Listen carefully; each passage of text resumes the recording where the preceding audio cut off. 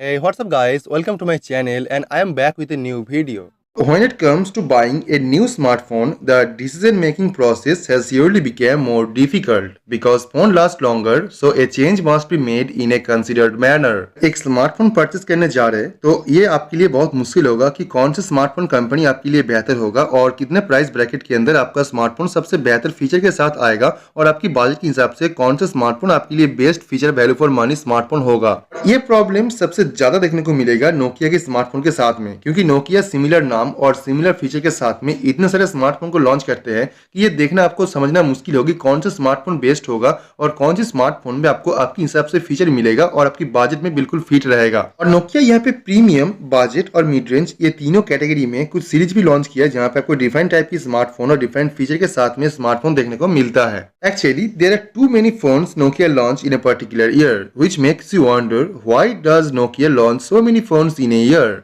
Well, there are many reasons and it's actually a good thing for the consumer because customer को आपको बहुत सारे option मिलेगा एक ब्रांड की तरफ से स्मार्टफोन परचेस करने में। और स्मार्टफोन का प्राइस सबसे मेन चीज होती है जो कोई भी कंज्यूमर स्मार्टफोन लेने से पहले देखते हैं कि कितने कीमत के अंदर आपको कौन सा स्मार्टफोन बेहतर होगा, और एक्चुअली प्राइस ही है जो स्मार्टफोन कंज्यूमर को ड्राइव करता है। Actually people choose there smartphone with in their budget limit, और इसीलिए नोकिया काफी सारे प्राइस ब्रैकेट में बहुत सारे स्मार्टफोन को लॉन्च करने जा रहे हैं जो कंज्यूमर को अट्रैक्ट करेगा और कंज्यूमर को एक ऑप्शन मिलेगा उसकी प्राइस ब्रैकेट के अंदर सबसे बेस्ट स्मार्टफोन चूज करने का, ताकि वो नोकिया का या फिर जो नोकिया स्मार्टफोन लवर है वो नोकिया का स्मार्टफोन इस्तेमाल कर पाए। और अभी नोकिया उसकी एक सीरीज का एक सक्सेसर लॉन्च करने जा रहे हैं जो नोकिया X100 स्मार्टफोन के नाम से लॉन्च किया जाएगा, जो जबरदस्त फीचर के साथ आएगा और इसमें आपको सबसे बेहतर क्वालिटी की कैमरा और प्रोसेसर भी देखने को मिलेगा। तो basically to increase the number of customers, not only Nokia but many other smartphone maker ये सेम चीजें फॉलो करते हैं, जहाँ पे आपको काफी सारे प्राइस ब्रैकेट के अंदर बहुत सारे स्मार्टफोन देखने को मिलता है